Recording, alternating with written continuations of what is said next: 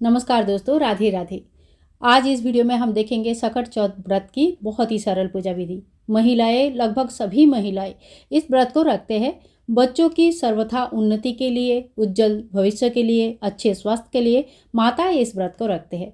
जैसे हम करवा चौथ का व्रत रखते हैं अपनी पति के लिए, उसी तरह से माताएं अपनी बच्चों के लिए इस व्रत को करते हैं। तो 17 जनवरी 2025 को सकट चौथ मनाया जाएगा।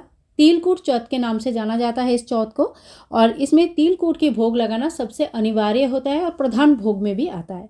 तिल को अच्छी तरह से भून लीजिएगा, ठंडा करके पीस लीजिएगा और फिर उसमें थोड़ी सी घी और थोड़ी सी चीनी की भूरा यानी कि चीनी जो पीस के मिक्स कर लीजिएगा, और ये तिलकुट हमारा बहुत ही आसान तरीके से घर पर बन जाता है।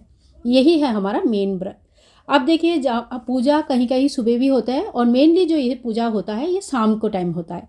तो शाम के टाइम आपके यहाँ पे कैसा होता है आप लोग देख लीजिएगा। फिर इस तरह से एक नहा धो के तैयार होके एक हम चौकी लगाएंगे, इसमें लाल या पीला कलर का आसन बिछाएंगे। आसन बिछाने के बाद चावल का आसन देके हम भगवान गणेश जी को विराजमान करेंगे और फिर जल का छींटा देते हुए ओम गं गणेशाय नमः, ओम गं गणेशाय नमः, ओम गं गणेशाय नमः, इस तरह से मंत्र बोलते हुए भगवान का स्नान करा लेंगे। फिर हम पात्र में फूलों का या चावल का या तो फिर तिल का आसन देके घी का दीपक प्रज्वलित करेंगे।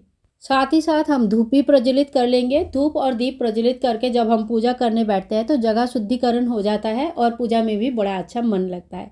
धूप और दीप प्रज्वलित करने के बाद हम कलावा स्वरूप वस्त्र भगवान को चढ़ाएंगे। ओम वस्त्रम समर्पयामि, इस मंत्र का जप करते हुए भगवान को आप कलावा स्वरूप वस्त्र चढ़ाएं। अगर आप वस्त्र लेके आए हैं तो पहना भी सकते हैं।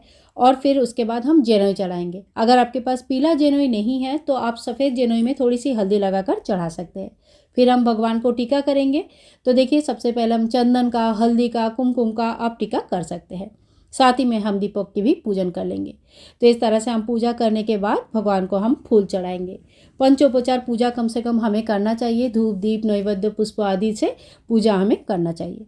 लाल अगर फूल है, गुड़हल की फूल है, गुलाब के फूल है तो आप ज़रूर चढ़ाइएगा। तो यहाँ पे इस तरह से देखिए मैंने भगवान को फूल चढ़ा दिया है। गणेश जी की पूजा में दुर्वा घास अत्यंत महत्वपूर्ण होता है, हमें ज़रूर चढ़ानी चाहिए। आप चाहे तो 11 या 21 दुर्वा घास का इस तरह से एक बंच बनाकर भगवान को चढ़ा सकते हैं। तो यहाँ पे दुर्वा घास हम भगवान को चढ़ा देंगे, भगवान के चरणों में रख देंगे, और चाहे तो आप दुर्वा घास की पूरा माला बनाकर भगवान को पहना सकते हैं। इसके बाद देखिए हम भगवान को फल का भोग चढ़ा देंगे। तो केला या बहुत जगह पे अलग अलग तरीके के भोग चढ़ाया जाता है। जैसे मीठा आलू चढ़ाया जाता है, अदरक या जो गाजर है उसका भोग लगाया जाता है। तो अपने अपनी परंपरा के अनुसार हम भोग चढ़ाएंगे। लेकिन इसमें तिलकुट का भोग लगाना कंपलसरी होती है। तिल गुड़ की लड्डू या गुड़ का भोग, तिलकुट का भोग और सफ़ेद तिल का भोग हमें ज़रूर लगानी है। यहाँ पे मैंने तिलकुट लगा दिया है, साथ में सफ़ेद तिल भी यहाँ पे चढ़ा दिया है। सफ़ेद तिल लेके हाथ में लेके हमें कहानी सुननी होती है। साथ ही में हम 1 लोटा जल रखेंगे। ये 1 लोटा जल हम पूजा के समय रख लेंगे और शाम को चंद्रमा को अर्घ्य देने के समय इसी लोटे के जल को तैयार करेंगे और अर्घ्य देंगे। थोड़ी सी तिल उठाकर आप भगवान के चरणों में रख दीजिएगा और थोड़ी सी तिल हम लोटे में ही रख देंगे। हाथ में तिल और थोड़ी सी फूल लेके हम कथा सुन लेंगे। ये सकट चौथ की कथा जो है सुनना आवश्यक होता है, ज़रूर हमें सुननी चाहिए। इसके बाद कथा सुनने के बाद थोड़ी सी तिल हम भगवान गणेश जी के चरणों में रख देंगे और बाकी जो तिल है ये जो लोटा हमने लिया था लोटे में हम छोड़ देंगे। तो इस तरह से हमें लोटे में तिल रख देना है। इसके बाद देखिए एक छोटा सा पात्र आप कोई ले लीजिए और जो तिलकुट का भोग है ये आप थोड़ी सी निकाल कर रख लीजिएगा। ये हम चंद्रमा को जब अर्घ्य देते हैं तो ये तिलकुट भी वहाँ पे भी चढ़ाना होता है। और साथ ही में हम थोड़ी सी दक्षिणा चढ़ा देंगे। दक्षिणा के बिना कोई भी पूजा अधूरी माना जाता है। तो यहाँ पे हम दक्षिणा चढ़ा दिया। इसके बाद देखिए सकट चौथ की पूजा में बायना निकाला जाता है। आप ये बायना अपनी सासू माँ को दे सकते हैं, अपनी जेठानी को दे सकते हैं या ननद को दे सकते हैं, अपने से बड़े घर के जो है उनको दे सकते हैं या पंडिताई को भी दे सकते हैं, ब्राह्मणी को भी दे सकते हैं। किसी भी सुहागन लेडीज़ को इस जो सुहाग की सामग्री है दिया जाता है। तो ये सारी चीज़ें भी आप रख लीजिएगा, चौकी में ही आप रख लीजिएगा। और देखिए अगर इतना कुछ आप नहीं दे सकते तो कम से कम जो पैसे हमने चढ़ा है वो पैसे और तिलकुट ये दोनों चीज़ हमें घर के जो बड़े हैं, सासू माँ है या जेठानी है या ननद है, उनको दे देना है। और नहीं तो आप किसी मंदिर में भी जाकर दान करके आ सकते हैं। लेकिन तिलकुट के दिन तिलकुट, पैसे, दक्षिणा और पूजा सामग्री, सुहाग सामग्री ये सारे दान करना बहुत ही ज़्यादा शुभ माना जाता है।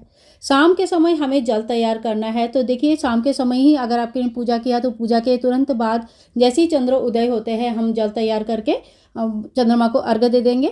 और अगर कहीं आपने सुबह पूजा किया है, सवेरे कहानी सुन लिया है, तो उस जल को आप सूरज भगवान को अर्घ्य दे सकते हैं और शाम को अलग से हम जल तैयार कर लेंगे।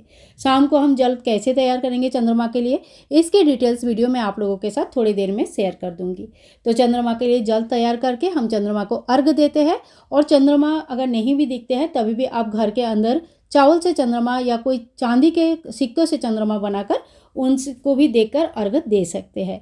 तो इस तरह से जब चंद्रमा को अर्घ्य दिया जाता है तो उसके बाद जो सामग्री हमने निकाला था बायने के रूप में, उसे मिनस लिया जाता है। जल हाथ में लेके 3 बार ऐसे घुमा लीजिएगा और उसको मिनस के फिर हमें उनको दान कर देना है। पूरा पूजा होने के बाद ही आरती किया जाता है। तो देखिए आपके यहाँ पे जैसे भी रीति रिवाज है, हमारे यहाँ पे आरती सबसे लास्ट में होती है। तो इसके बाद हम आरती कर लेंगे गणेश भगवान को। बहुत ही प्रेम पूर्वक हम आरती करने के बाद हाथ में थोड़ी सी जल लेके आरती को 3 बार आचमन कर देंगे और आरती पूरे घर में घुमाइए। खास करके बच्चों को आरती जरूर दिखाइएगा और हाथ जोड़ करके पूजा में रही कमियों के लिए क्षमा याचना कर लेंगे। पूजा के बाद अपना हाथ जोड़ करके गणेश जी के सामने हम बच्चों के लिए, उनके उज्जवल भविष्य के लिए, अच्छे स्वास्थ्य के लिए प्रार्थना करेंगे कि हे गणेश भगवान, आपके आशीर्वाद सदा सर्वदा हमारे बच्चों पर बने रहे। बच्चे बहुत ही अच्छे से बड़े हो, उज्जवल भविष्य हो, आपके आशीर्वाद से सब कुछ अच्छा हो। दोस्तों, सकट चौथ की व्रत कथा, बायना कैसे निकाला जाता है, पूजा सामग्री क्या क्या है, सरल तरीके से पूजा हम घर पर कैसे करेंगे, ये सारे वीडियोस आपको हमारे चैनल पर मिल जाएगी। वीडियो अगर कुछ भी आपको इन्फॉर्मेटिव लगा, अच्छा लगा तो प्लीज़ चैनल को सब्सक्राइब करके रखिएगा और इसी तरह का और भी वीडियोस देखने के लिए चैनल के साथ जुड़े रहिएगा। वीडियो पसंद आई तो ज़्यादा से ज़्यादा शेयर करना बिल्कुल भी ना भूलें।